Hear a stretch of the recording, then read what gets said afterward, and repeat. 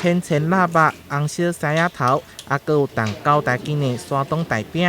各种眷村美食，原汁原味的出动，这是台南市原创综合，甲台南文主协会等单位，媒体今年的年会大家做宣传。特别是这回一路向北，伫北区的阿嬷你看市集举办。想要借由这次的活动，能够让大家，能够让北区这边同样能够感受到，因为北区这边其实有很多的人都说，因为到南区棒球场那边真的有一点点的距离。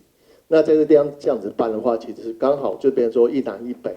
那加上这边其实还有永康区，就是包含东桥这个区块。那我们希望借由这一次的眷村美食节，能够再来活化我们的阿嬷你看市集的一个廊道。那更重要的呢，让我们在地和周遭的眷村能够回味到早期的一个眷村美食节的一个风景。活动对1月9号到13号连续5天，组织超过100档眷村美食业者，提供经典年节美味甲应景年会，让民众满足年节采买需求。逛街逛完了，买完年货了，还有我们现场的街头艺人会有来表演，所以也邀请大家一同来。那除了我们的眷村的摊位之外，我们北区有非常多我们的一些社区发展协会，他们在做公益的。活动伫每一天透早会提供200粒眷村包仔，提供民众免费品尝，还有创馆无菜等等。